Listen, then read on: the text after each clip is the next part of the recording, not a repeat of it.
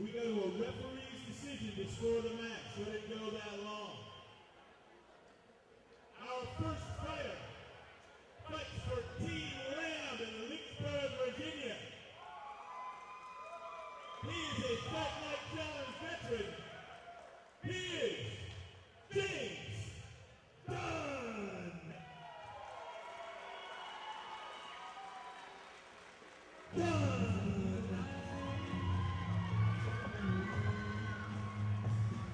James' opponent for this 10-minute match fights for Team Rock in North Carolina.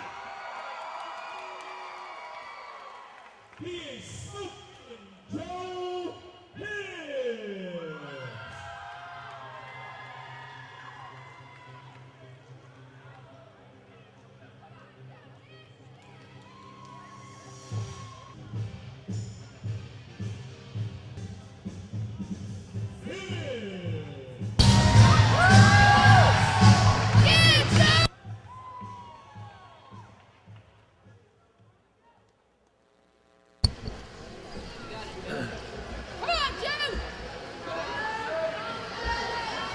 Ron, I feel like I'm about to learn something with this bout. We have a Fight Night Challenge first, a 10-minute, no gi, no round, no holds barred wrestling match, submission match.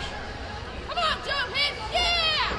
And if this goes the full 10 minutes, we go to referee Matt Goodhart for a decision on who wins the fight. We do not go to judges. And both of these great fighters, James Dunn coming out of Team Ram in Lynchburg, sporting an undefeated 2-0 amateur record. Joe Hips, a veteran of the sport, has held titles in some other amateur organizations. I've seen him actually beat JoJo Stringfield with something called a scorpion. So Hips is tricky on the ground for sure.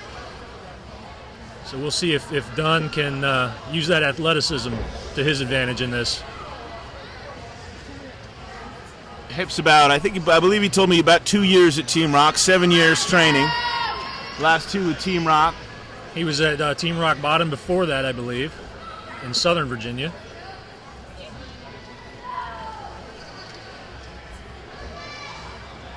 James Dunn doing a great job of controlling his adversary here, keeping him pinned against the cage.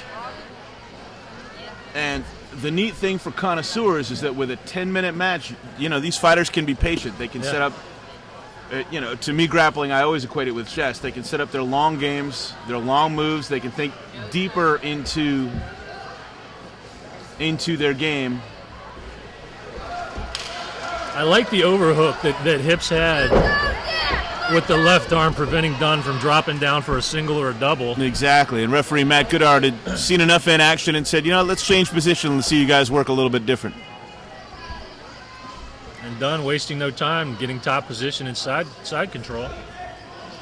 Now, Hips mounted a pretty interesting attack. Look, he was trying to fall into an armbar, perhaps. Can't quite get north-south. Oh, beautiful reversal by Hips to almost get full guard. Gosh, Dunn is active. That pass was incredible. It was amazing. Come on, Joe!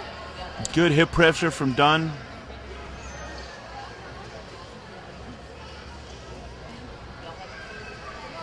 And you'll see savvy jiu-jitsu practitioners using their forehead to manipulate the other fighter's head, to manipulate the other fighter's arm. Dunn just trying that right there. Working on what looks like a Kimura. Hips doing a good job holding his own arm, blocking the arm wrench. When we first saw Dunn in the Fight Night cage, he was fighting at 145, if I'm not mistaken, was absolutely just ran through his opponent. He's dropped down now, I think fights at 135. Great physical shape. Wants that arm, that's for sure. And Hips got it out. Just broke the grip. We had a great angle on it here from our broadcast booth as Hips just broke that grip and pulled his arm out. But a bad position. Done in a great spot here to start working. But it seems, Ryan, the higher up you get in the sport, the higher levels of the sport, the more important the weight cut is. Absolutely. Met the Creepy Weasel at a pro fight, Montgomery, and he's my height. pretty big cat. I go about 6'4". You're very tall too, and he fights at 55. Montgomery? I think he's welterweight. 70, Yeah. 70. But still, I have a picture of the two of us, and we're the same height, and I haven't weighed 170 since I was in high school.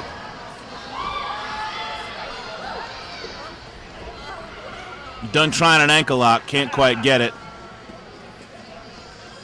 And again, training out of Team Ram, I mean, James Dunn is going to train on a daily basis with a guy named Caleb McAllister.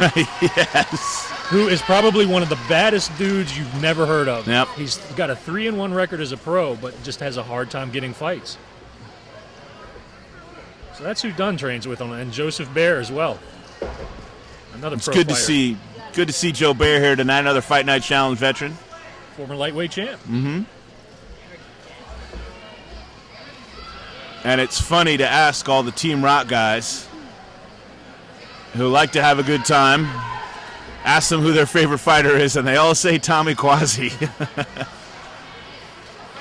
He's a lot of people's favorite fighter for sure. Absolutely, and he may be later tonight even more. We'll see him in the main event vying for the flyweight title. Against a very game Oscar Garcia from the Sharks cage. Meanwhile, positionally, you've got to give Dunn this fight thus far. Having his way at this point. I mean, Hips is doing great, not allowing him to get to those submissions, but James just basically doing what he wants from an athletic perspective here. Has both hooks in. Let's see Hips work. Not the first time Hips has been in this position. Not at all. Well, you know, there are kind of still martial arts stereotypes. Jiu-jitsu guys like to work from their back. Wrestling guys like to work from the top. And you have to wonder, do those predilections and predispositions affect the judges' scoring? Nice reversal by Hips. I was just going to make a comment on how fluid Dunn's transitions have been all through the fight. And then Hips gets the reversal. Now Dunn gets the reversal. Back to full mount. Look at these transitions, Jay. They're efficient and precise. No wasted movement. MMA crowds are typically very knowledgeable fans, and there is kind of a hush and a concentration that has come over this very large Fight Night crowd here tonight as they're watching this technical display of grappling. I can't see from every angle, Jay, but it looks like if Dunn can get his left leg or his left foot behind his right knee, we might be in triangle position here. Lightning quick switch back to side mount. Ooh, is Dunn trying to set up a crucifix?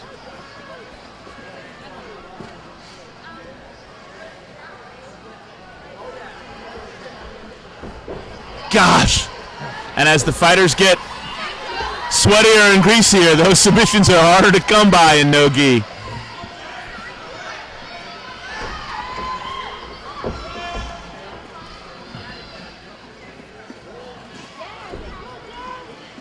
And this is the kind of technical ability that is so hard to deal with in MMA.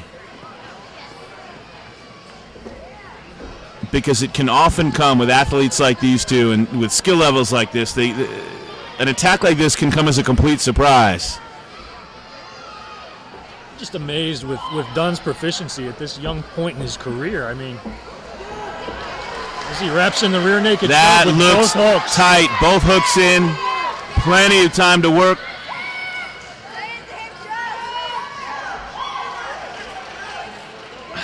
Hips has some fingers in.